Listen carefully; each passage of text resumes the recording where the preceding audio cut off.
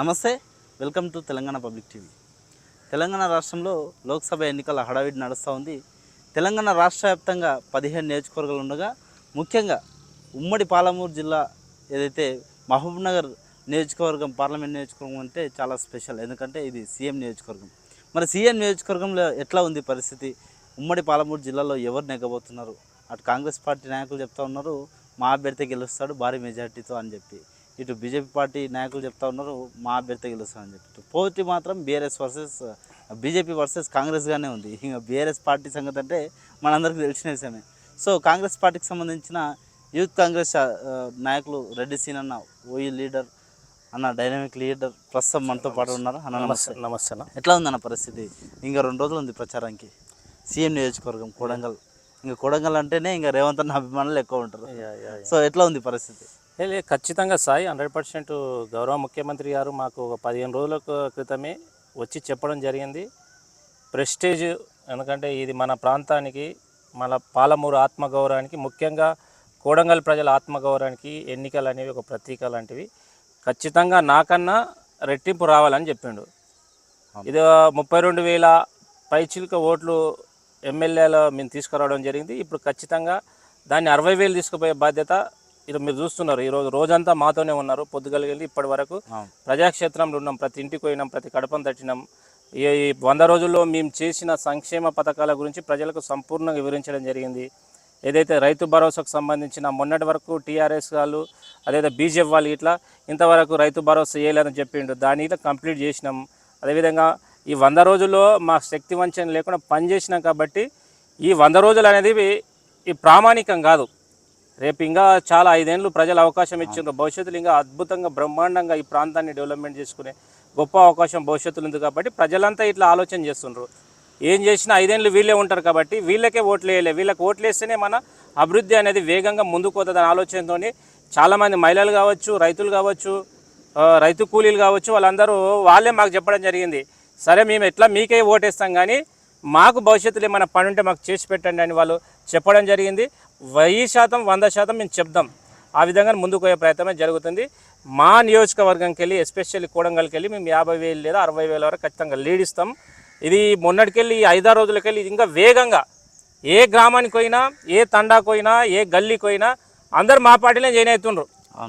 గౌరవ ముఖ్యమంత్రి ఒక్కటే కోరుకున్నాడు, కోడంగల్ నియోజకవర్గంలో ఖచ్చితంగా ఇక్కడ ఉన్నటువంటి ప్రజలందరూ నా బిడ్డలే.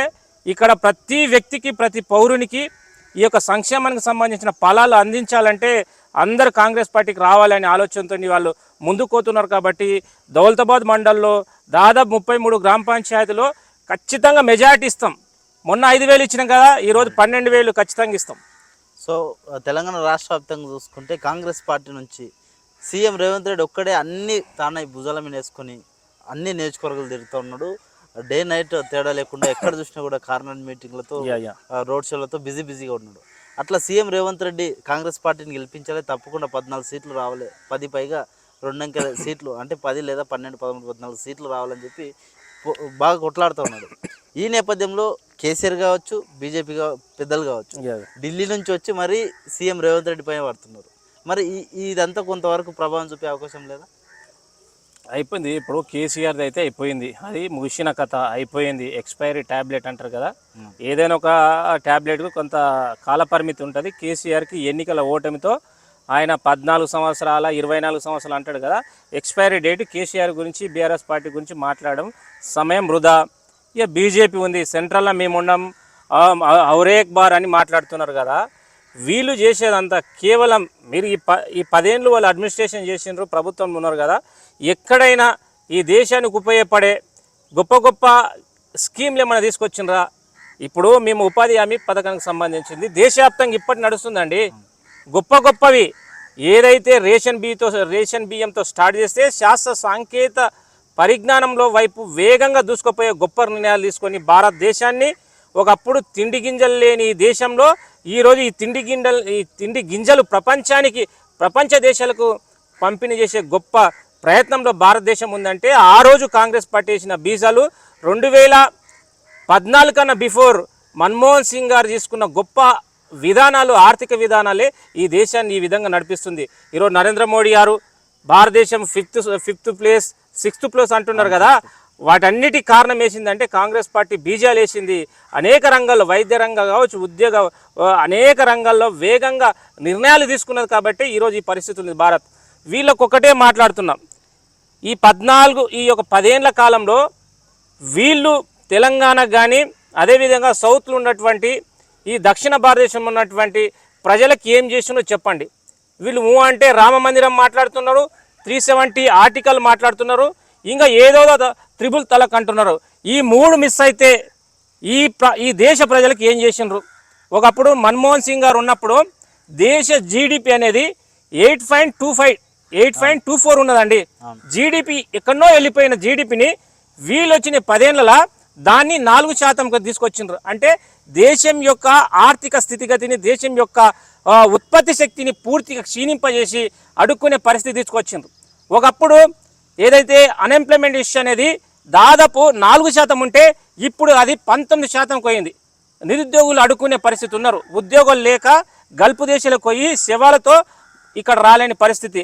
అంటే దేశం ఈరోజు ఎందుకంటే పురోగమైపోతుందా తిరోగమైపోతుందా ఈ దేశంలో ఉన్నటువంటి యువకులు ఆలోచన చేయాలి. ఏమంటే హిందుత్వం ఇది సనాతన ధర్మం. 1000 ఏళ్ళకెళ్ళి ఈ భారతదేశం అనేది అనేక మంది దాడులు చేసిండ్రు. తుర్కులు వచ్చిండ్రు, క్రిస్టియన్స్ వచ్చిండ్రు, మొఘల్స్ వచ్చిండ్రు, అనేక మంది దాడులు చేసిన ఇట్లా తన యొక్క హైందవ ధర్మాన్ని కాపాడుకున్న గొప్ప సంస్కృతి. వీళ్ళే వచ్చి ఈ బీజేపీ వాళ్ళు వచ్చి హిందుత్వాన్ని కాపాడినట్లు, వీళ్ళు లేకపోతే హిందుత్వం ఉండనట్లు, బతకనట్లు ఏదేదో మాట్లాడుతున్నారు.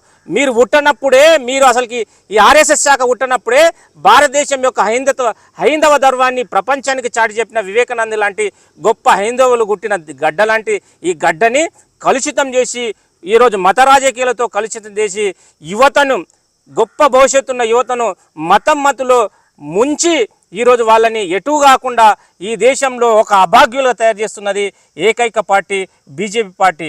ఈ రాష్ట్రంలో ఉన్నటువంటి యువకులారా, దయచేసి మీరు ఆలోచన చేయండి. భారతదేశం అనేది ఎప్పటికైనా ఈ వ్యవస్థ భిన్నత్వంలో ఏకత్వం. ఈ దేశం కోసం, ఈ దేశ స్వతంత్రం కోసం హిందువులు ఎంత గొప్ప కొట్లాడారో వారితో పాటు ముస్లింలు ఉన్నారు, క్రిస్టియన్స్ ఉన్నారు, సిక్కులు ఉన్నారు, జొరెస్టియన్స్ ఉన్నారు.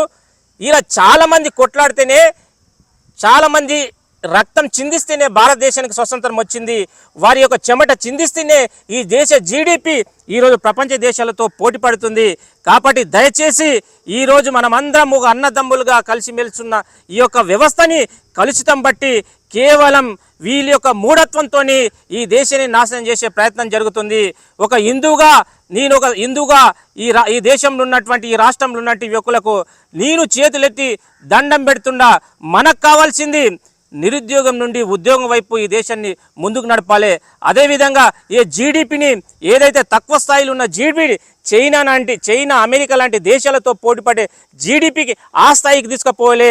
ఈ దేశంలో ఏదైతే ఉత్పత్తి కర్మాగారాలను తెరవాలి, యువకులకు అవకాశాలు కల్పించాలి. ఈ దేశాన్ని విజ్ఞానం వైపు తీసుకుపోవాలి. కానీ ఈరోజు అజ్ఞానం వైపు, మూఢత్వం వైపు తీసుకుపోయే ఒక గొప్ప ప్రయత్నం చేస్తుంది బీజేపీ. దయచేసి ఈ రాష్ట్రంలో, ఈ దేశంలో ఉన్న యువకుల ఆలోచన చేసి రేపు భవిష్యత్తులో జరగబోయే ఎంపీ ఎలక్షన్స్లో ఒక విజ్ఞతతో ఓటేస్తారని నేను విజ్ఞప్తి చేస్తున్నాను.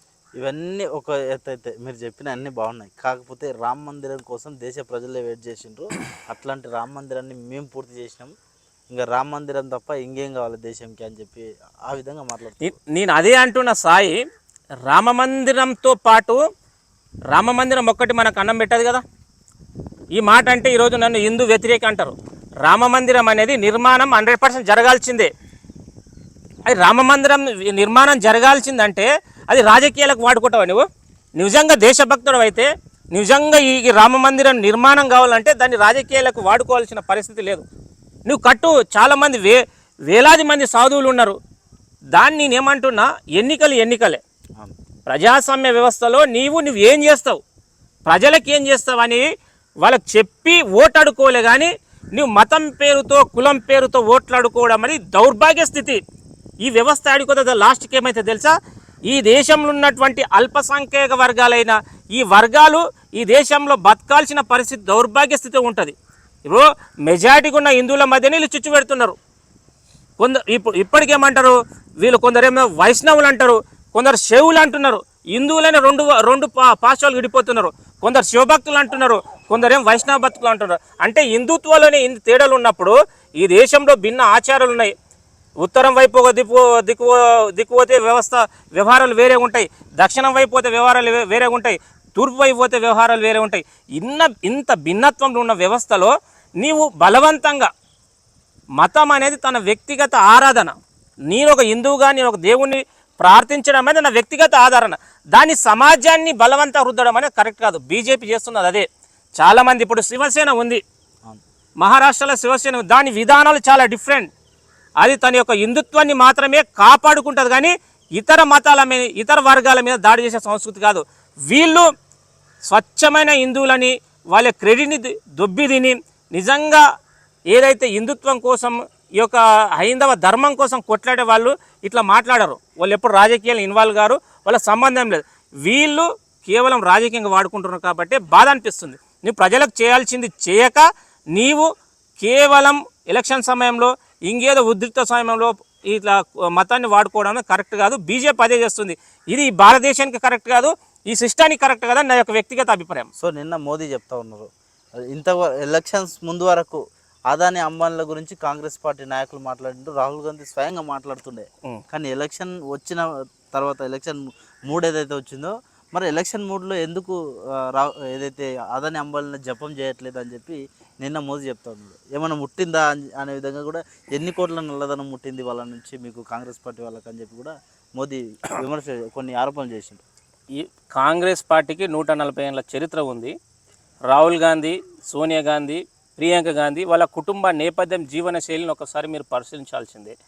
ఒక ఎంపీగా ఆయన పుట్టినప్పటికెళ్ళి ఎంపీగానే ఉండి మొన్న అనర్హత వేటు పడడం వల్ల బయటికి వచ్చి ఎక్కడ ఉండాలని సందిగ్ధంలో ఉన్న వ్యక్తి.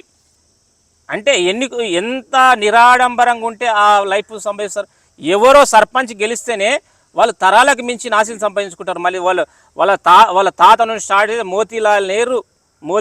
ముత్తాత మోతీలాల్ నెహ్రూ, చాచా నెహ్రూ, ఇందిరాగాంధీ నుంచి స్టార్ట్ చేస్తే వాళ్ళ జీవితం మొత్తం ఈ దేశం కోసం అర్పించిన వ్యక్తులు.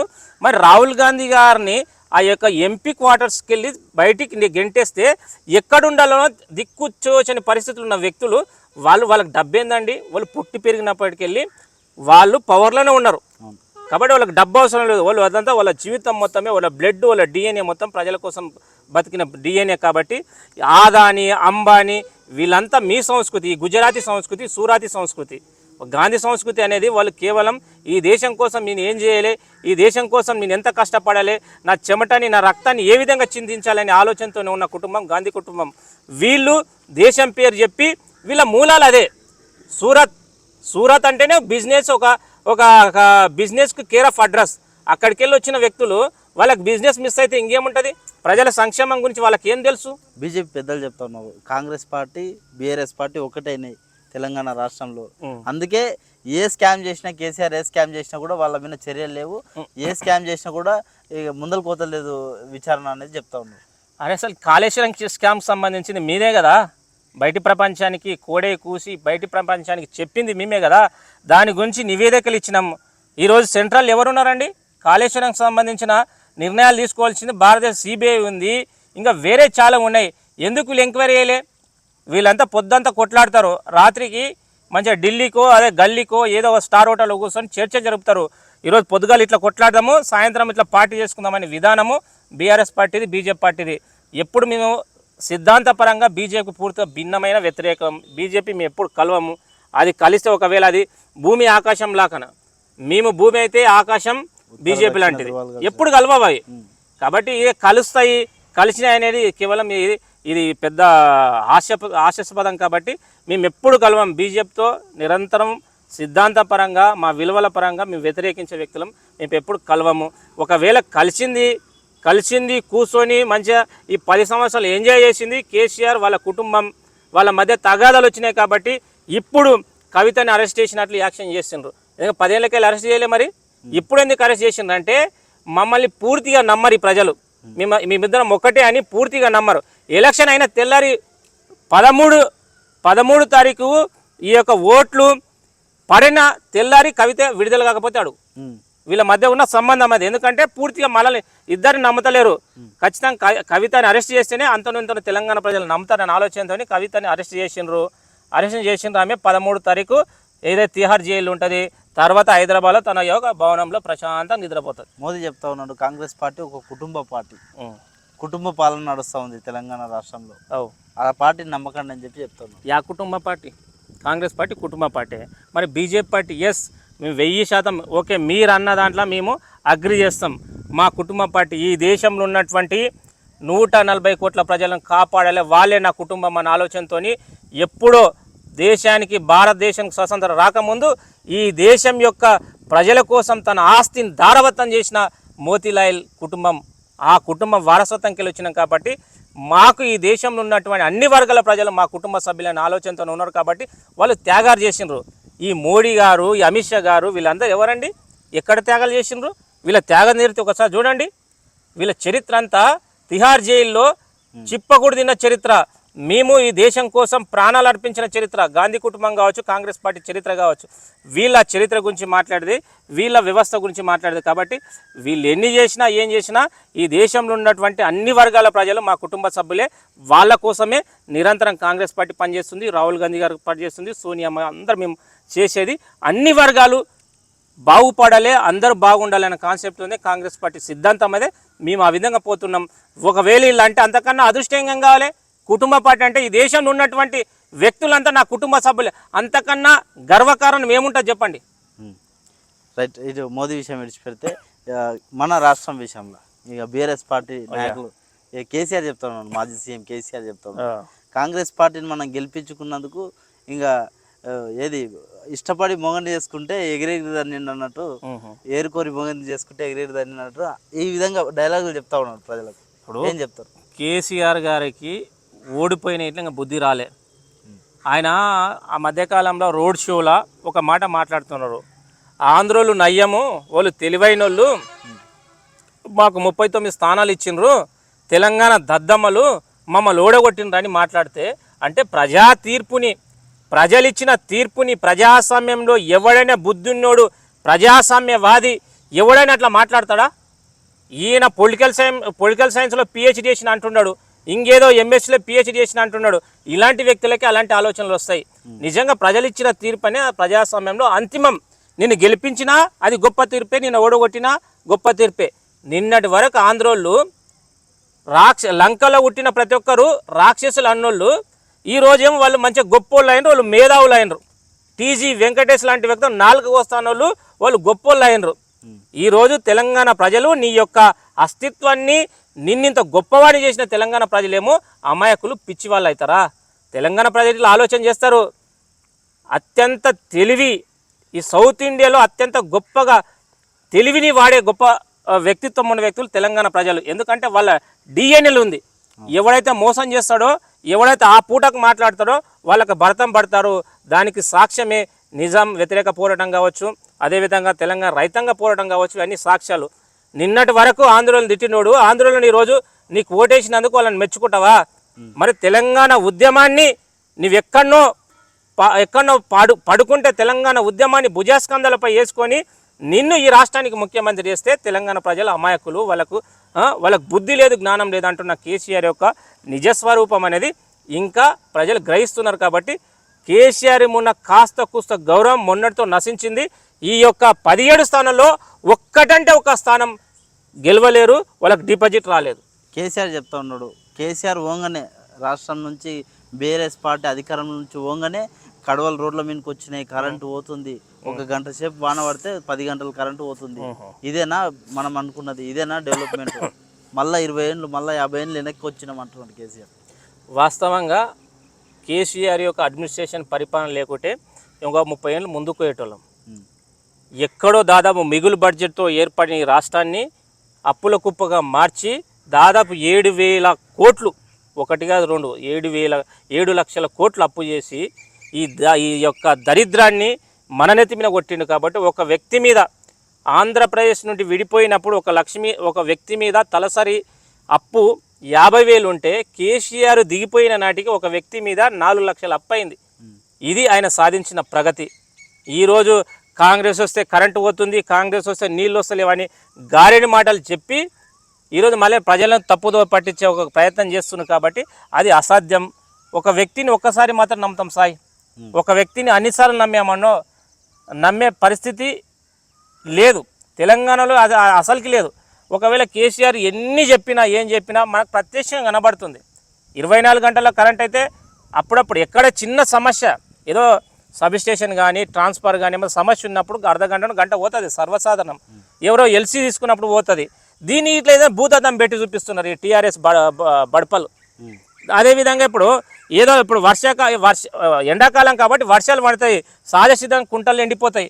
దాన్ని ఇట్లా కాంగ్రెస్ వచ్చింది, ఎండలు మండుతున్నాయి, చెరువులు ఎండిపోతున్నాయి అంటే దాన్ని ఇట్లా ప్రకృతికి సంబంధించిన ఆ యొక్క ఒక సంఘటన ఇట్లా కాంగ్రెస్ పార్టీ మీద రుద్దితే కాంగ్రెస్ పార్టీ ఏం చేస్తారు? కాంగ్రెస్ పార్టీ కాలు ముడతాం బాగాలేదు అని చెప్తారు. అది ఎందుకంటే అట్లా అనుకుంటే 10 ఏళ్ళు మరి ఘోరమైన పరిస్థితి అనుభవించినాం కదా. ఇది దేశంలో అనేక మంది తెలంగాణలో ఈ 10 ఏళ్ల కాలంలో దేశం మొత్తము సగటు తీసుకుంటే తెలంగాణలో రైతుల ఆత్మహత్య ఎక్కువ ఉంది, నిరుద్యోగిత రేట్ ఎక్కువ ఉంది. ఇక్కడ ఉన్నటువంటి యువకులు కావచ్చు గల్ఫ్ లాంటి దేశాలకు బతకాల్సిన పరిస్థితి. ఇవన్నీ చెప్పుకుంటే మరి దీన్ని ఇట్లా గడ్డు కాలం అని అనొచ్చు కదా. ఇప్పుడు నీకు ఏదో అంటారు చూడు, ఆడనీకి రానకు మధ్యలో ఏదో అనే శాస్త్రం అంటారు కదా పెద్దలు. ఏదో చెప్పాలి, ఏదో మాట్లాడాలి, ప్రజల తన యొక్క ఉనికిని కాపాడుకోవాలని ప్రయత్నం చేస్తున్నారు. ప్రజలకి ఇట్లా అంత సింపుల్గా అంత అమాయకులు ఏం లేరు. ఎవరేం చెప్తున్నారు, ఎవరేం మాట్లాడుతున్నారు అనేది చర్చ నడుస్తుంది. కాబట్టి ఖచ్చితంగా కాంగ్రెస్ పార్టీ మీద విశ్వాసం ఉంది, రేవంత్ అన్న మీద ముఖ్యంగా విశ్వాసం ఉంది. ఈ ప్రాంతానికి ఏదో చేస్తాడు, ఒక గడుస్తున్న వ్యక్తి, యువకుడు, నిరంతరం 18 గంటలు పనిచేస్తున్నాడు. కాబట్టి ఇంకా చాలా ఒక 10 ఏళ్ళు 20 ఏళ్ళు ఈ ప్రజలకు సేవ చేయాలనే ఆలోచనతో గొప్పగా ప్రయత్నం చేస్తున్నాడు. కాబట్టి విశ్వాసం అయితే ఉంది. రాజకీయ ఇప్పుడు మీరు మూడు నెలలు కాకముందే రకరకాలుగా మాట్లాడుతున్న ప్రతిపక్షాలు. ఈ 3 నెలల కాలం అనేది ఒక ప్రభుత్వాన్ని పనిచేస్తుందా లేదని డిసైడ్ చేసే కాలం కాదు. ఒక 1 ఇయర్ టైం, 1 ఇయర్ ఇట్లా నువ్వు చేయలేని పక్షంలో కాంగ్రెస్ ప్రభుత్వానికి అరే రైతు బంధు మేము ఆల్రెడీ 64 లక్షల మందికి ఎప్పుడు అయిపోయింది 5 ఎకరాల లోపు. మొన్న ఏదైతే 4 లక్షల మందికి రైతులు 5 ఎకరాల కన్నా ఎక్కువ ఉన్న 4 లక్షల మంది మొన్న 8 తారీఖు వరకు కంప్లీట్ చేస్తుంది. 8 తారీఖు కంప్లీట్ చేస్తుంది. ఇది కనబడేది కేసీఆర్కు, బీజేపీకి అని కనబడదు. ఇంకా రైతు భరోసా చేయలేదు. ఒక బండి సంజయ్ కానీ ఇంకా ఆయన ఎవరు మన కేటీఆర్ మాట్లాడితే ఇంకా రైతు భరోసా చేయలేదు అంటాడు. అరే నీకు బ్రెయిన్ నుండి మాట్లాడుతాం, రైతు భరోసా కంప్లీట్ అయిపోయింది, ఇంకా రైతు భరోసా గురించే మాట్లాడుతున్నారు. అవగాహన లేని మాటలు కాదు, ప్రజలను తప్పుదో పట్టించే మాటలు. 100% అవగాహన ఉంది వాళ్ళకు. అంటే రైతు భరోసా వేయలేదు అంటే అది వేయలేదు అనే మాట ఇంకా వేగంగా వెళ్ళి ఇంకా ప్రభుత్వం మీద వ్యతిరేకత వస్తుంది అట్లా మాట్లాడుతున్నారు. ప్రజలందరికీ తెలుసు ఎవరికి వాళ్ళే రైతు భరోసా, ప్రతి బిడ్డకు పడేది రైతు భరోసా. కేటీఆర్ చెప్తా ఉన్నాడు, మీరు కాంగ్రెస్ ప్రభుత్వంలో ఉన్నారు కాబట్టి ఇంకా కరెంటు పోతుంది, inverters, charging bulbs, torch lights, candles, జనరేటర్లు, పవర్ బ్యాంకులు ఇవన్నీ సిద్ధంగా పెట్టుకోవాలి. కరెంటు మీద మీరు గతంలో కేసీఆర్ ఉన్నప్పుడు 24 గంటలు కరెంట్ వస్తుంది, ఇప్పుడు లేకుంటుంది అని చెప్పి తెలంగాణ ప్రజలకు చెప్తాను. కేటీఆర్ గారికి ఎందుకంటే ఒక 10 ఏళ్ళు రాజభోగాలు అనుభవించండి, యువరాజులా పవర్ పోయింది, అన్ని రకాల సుఖాలను అనుభవించండి. కాబట్టి ఇప్పుడు ఎవరి దగ్గర రాణిస్తలేరు. ఎవరి దగ్గర వస్తే దగ్గరికి పోతే మేము ఎక్కడ దొరికిపోతాం ఆలోచనతో వాళ్ళు ఎవరి దగ్గర పిచ్చిలేసింది. అది పోతుంది, ఇది పోతుంది, అన్నీ పోయింది ఆయనకు. ఆయనకి నైట్ కలలు పడుతుండే, తెల్లారు అదే పరవలిస్తున్నాడు, అదే మాట్లాడుతున్నాడు. కాబట్టి ప్రజల దగ్గర మీటింగ్ పోయినప్పుడు అదే మాట్లాడుతున్నాడు. ఇది పోతుంది, అది పోతుంది, నిరిగిలా పోతుంది, లాస్ట్కు నువ్వెక్కడో అయిపోయింది, పవర్ పోయింది. ఇక మీరు ఇట్లా అమెరికాలో ఇంకా ఎక్కడో దుబాయ్ లాంటి ప్రాంతాలకు బతకాల్సిన పరిస్థితి వస్తుంది. వీళ్ళని ఈ కల్వకుంట కుటుంబాన్ని భరించి ప్రజలకు ఓపిక నశించింది. కాబట్టి ఇంకా వీళ్ళని భరించే ఓపిక తెలంగాణ ప్రజలకు లేదు. వీళ్ళు ఎన్ని మాట్లాడినా ఏం చేసినా విశ్వసనీయత అనేది ఈ ప్రజలకు లేదు. ఒక వ్యక్తిని ఒకసారి నమ్ముతారు, విశ్వసనీయత లేనప్పుడు నువ్వెన్ని మాటలు చెప్పినా నిజంగా వాస్తవులున్నా నేను నమ్మరు. నువ్వు అప్పుడప్పుడు అక్కడొకటి వాస్తవం చెప్పిన నమ్మని పరిస్థితి కల్వకుంట్ల కుటుంబం మీద. కాబట్టి వీళ్ళు ఏం చేసినా ఈరోజు కాంగ్రెస్ ప్రభుత్వం మీద ప్రజలకు విశ్వాసం ఉంది కాబట్టి మాకు అవకాశం ఇచ్చింది. ఆ నమ్మకాన్ని మేము వమ్ము చేయకుండా పనిచేస్తాం. ఈ 5 ఏళ్ళే కాదు, వచ్చే 5 ఏళ్ళు ఇట్లా అధికారంలో ఉండాలి, ప్రజలకు సేవ చేయాలనే ఆలోచనతో ముందుకొచ్చింది మా ప్రభుత్వం. కాబట్టి 1000% మేమిచ్చిన హామీలను 100% ఇంప్లిమెంట్ చేసే విధంగా మా యొక్క గౌరవ ముఖ్యమంత్రి రేవంత్ రెడ్డి గారు కావచ్చు, మా మంత్రిమండలి కావచ్చు, మా ప్రభుత్వం కానీ ముందుకొస్తుంది. కేసీఆర్ చెప్తా ఉన్నాడు ఎంపీ ఎలక్షన్స్ తర్వాత అధికారం మళ్ళా మనదే అని చెప్పి. అటు బీజేపీ పార్టీ కొంతమంది నాయకులు చెప్తా ఉన్నారు కాంగ్రెస్ పార్టీ కూలిపోతుంది ఎలక్షన్స్. అయితే ఇప్పుడు ఎట్లుంటుంది సాయి, నీ దగ్గర ఏం లేదంటే నేను ఎందుకు వస్తాను నీ దగ్గరికి? ఇప్పుడు నీ దగ్గర ఏం లేదు అన్నప్పుడు నీ దగ్గర నేను ఎందుకు వస్తా? కేసీఆర్ ఇట్లా అది ఒక వ్యూహం. బీజేపీ నాయకులు కూడా చెప్తా ఉన్నారు కదా. ఇప్పుడు బీజేపీ నాయకులు అదే చెప్తారు. ఎందుకంటే బీజేపీ రేపు సెంట్రల్లో బీజేపీ రాదంటే బీజేపీలో ఎవడన్నా వస్తాడా? వస్తుందా సస్తుందో, కానీ పవర్ వస్తుంది అంటే ఒక ఆశ పుడుతుంది. అరే వస్తుందేం కానీ ఒక సగటు మనిషికి జంపింగ్ జైన్ ఆగిపోతారు. ఏదైతే టీఆర్ఎస్ పార్టీలో ఉండడానికి ఎవరికి ఇంట్రెస్ట్ లేదు, బలవంతంగా వాళ్ళకి అనేక రకాల చెప్పిన ఇట్లా ఇంటలేరు. తప్పని పరిస్థితుల్లో రేపు ఎలక్షన్ తర్వాత కాంగ్రెస్ పార్టీ పడిపోతుంది, పవర్లకు మనం వస్తామని ఎంత అమాయకంగా ఎంత నిస్సిగ్గుగా మాట్లాడుతున్నాడు అంటే కేసీఆర్ అంత నిస్సిగ్గుగా మాట్లాడుతున్నాడు. ఎవడైనా అట్లా మాట్లాడతారు రాజకీయంగా? ఒక 40 ఏళ్ళు చరిత్ర ఉన్న వ్యక్తి ఆ విధంగా మాట్లాడతారా? బీజేపీలోకి అసలు ఉప్పు లేదు పప్పు లేదు. వాళ్ళకు ఒకటే, ఎక్కడ ఉన్న అవకాశం దొరికితే ప్రభుత్వాలను కూల్చాలే, బలవంతంగా లాక్కోవాలి. వెనకటికి బలమైన రాజు వచ్చి ఇతర రాజులపై దాడి చేసి రాజ్యాన్ని ఏ విధంగా లాక్కుంటాడో వీళ్ళు ఇట్లా దాడి చేస్తున్నారు. ఇది ప్రజాస్వామ్య దేశం అనుకుంటారా, రాచరికం అనుకుంటారా? వ్యవస్థ రాజకీయంగా తయారు చేస్తున్నారు వీళ్ళు. ప్రజాస్వామ్యంలో ఒక వ్యక్తి ఎన్నుకున్న ప్రభుత్వం 5 ఏళ్ల వరకు అవకాశం ఇస్తారు. అవకాశాన్ని నిలబెట్టుకోలే కదా. ఈరోజు మహారాష్ట్రలో గులుపుతారు, ఛత్తీస్గఢ్లో గులుపుతారు, కర్ణాటకలో గులుపుతారు. ఎన్ని ప్రభుత్వాలను గులుపుతారు? ప్రజాస్వామ్యానికి ఒక పీడకల లాంటిది బీజేపీ పార్టీ. ఇలాంటి వ్యక్తులకు పవర్ ఇస్తే ప్రజాస్వామ్యాన్ని ఇంత గొప్పగా నిర్మించుకున్న ఈ ప్రజాస్వామ్యానికి విలువ ఉండదు. కాబట్టి ప్రజలు ఇట్లా ప్రజాస్వామ్యవాదులు మొన్న బీజేపీ మంత్రులు మాట్లాడుతున్నారు రాజ్యాంగాన్ని మారుస్తామంట. ఈవిడెవడు మన నిజామాబాద్కు సంబంధించిన ఎంపీ అభ్యర్థి గుండు అరవింద్ అనే వ్యక్తి 100% మారుస్తామండి కాంగ్రెస్ పార్టీలో 100%. మీ అబ్బా సొత్తా బీజేపీలోకి వస్తాడని చెప్తున్నాడు. ఇవే అబద్ధాలు, నోరు తెరిసే అబద్ధాలు. వాట్సాప్ బ్యాచ్ అది, యూనివర్సిటీ వాట్సాప్. వాళ్ళు నిరంతరము అబద్ధాలే, ఎక్కడ చూసిన అద్భుతమైన అబద్ధాన్ని ఆడుతున్నారు. పాపం అమాయకులకు ఏం తెలుసు? టీవీ ఇప్పుడు ఫోన్ దగ్గర పెట్టుకున్నా పాపం 10 సార్లు అదే రిపీట్ చేసింది అనుకో, అమాయకుడు వాస్తవం అనుకుంటాడు. అట్లా ప్రజలను మభ్య పెడుతున్నారు. కానీ ఎంపీ అరవింద్ మాట్లాడుతున్నారు రాజ్యాంగాన్ని చేంజ్ చేస్తారంట. మీ అబ్బా సొత్త రాజ్యాంగాన్ని చేంజ్ చేస్తే ఊకుంటామా? బీసీల మూకుంటామా? దళితుల మూకుంటామా? క్రిస్టియన్స్ ఊకుంటామా? ఈరోజు ఈడబ్ల్యూఎస్కి సంబంధించిన చాలా మంది అవకాశాలు పొందుతున్నారు. మేము రిజర్వేషన్ల సుదికి వస్తే, రిజర్వేషన్ల గురించి మళ్ళొకసారి మాట్లాడితే, ఈ దేశంలో ఉన్నటువంటి ఒక మనువాదులారా, బీజేపీ కరుడుగట్టిన మతతత్వవాదులారా, ఖబర్దార్ బిడ్డలారా, భారత రాజ్యాంగంలో రిజర్వేషన్ అనేది వెన్నెముక లాంటివి. వాటినే తొలగిస్తా అంటే ఈరోజు మీకు ఓట్లు ఎట్లేలా? మా యొక్క బహుజన బిడ్డలు కావచ్చు, ఏదైతే రిజర్వేషన్లు పొందే వ్యక్తులు కావచ్చు, మా రిజర్వేషన్లు తీస్తారు, అయినా మీకు ఓట్లు మేము వేయాలనా? ఎట్లేస్తాం బిడ్డ మీకు? ఖబర్దార్ బీజేపీ వ్యక్తులారా, ఇంకొకసారి రిజర్వేషన్ల గురించి ఎక్కడైనా చర్చ జరిగినా మేము రాజకీయంగా బీజేపీ పార్టీని 1000 అడుగులు దొక్కుతాం.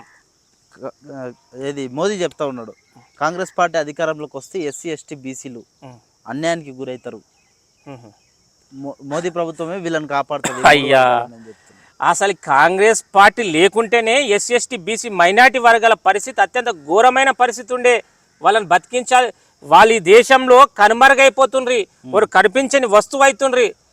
ఈరోజు కాంగ్రెస్ పార్టీ ఉంది కాబట్టి ఈ దేశంలో ఉన్నట్టు బీసీలు కావచ్చు, ఈ దేశంలో ఉన్నట్టు దళితులు కావచ్చు, ఈ దేశంలో ఉన్నట్టు ముస్లింలు కావచ్చు, ఈ దేశంలో ఉన్నట్టు క్రైస్తవులు కావచ్చు, ఈ దేశంలో ఉన్నట్టు సిక్కులు కావచ్చు, వాళ్ళు దర్జాగా సంతోషంగా ఈరోజు నిద్రపోతున్నారంటే కాంగ్రెస్ పార్టీ ఉంది కాబట్టి. లౌకిక శక్తిగా ఈ దేశంలో ఉన్నట్టు ఆర్టికల్ ఏదైతే మతతత్వానికి కావచ్చు, మతానికి భిన్నంగా వ్యవహరిస్తుంది కాబట్టి, ఆర్టికల్ పొందుపరిచింది కాబట్టి, రాజ్యాంగంలో ఆ విధంగా రాసింది కాబట్టి ఈ వర్గాల ప్రజలందరూ బాగున్నారు. ఒకవేళ బీజేపీ వస్తే ఈ వర్గాలు ఇప్పటికీ చనిపోయి కొన్ని ఏండ్లయ్యే పరిస్థితి ఉండేది. కాబట్టి బీజేపీని ఎవరైతే నిజమైన ప్రజాస్వామ్యవాది కావచ్చు, ఎవరైనా ప్రజాస్వామ్యమైన విశ్వాసం ఉన్నలు కావచ్చు, ఈరోజు కులాలకు మతాలకు ఎజెండాలకు అందరం సమానమనే బతకాల్సిన ఆలోచన ఉన్నోళ్ళు బీజేపీకి మాత్రం ఓటెయ్యరు. ఎవడో మూఢత్వంతో ఉన్నాడు, కేవలం మతమే తన జీవితం అనుకున్న వాళ్ళు మాత్రం బీజేపీకి ఓటేస్తారు. అసలు కాంగ్రెస్ పార్టీకి ఓటేయాలంటే చివరిగా ఏం చెప్తారు? కాంగ్రెస్ పార్టీకి ఓటేయాలనుకుంటే మన యొక్క బాగోగులను మనమే సరిదిద్దుకున్నట్లు.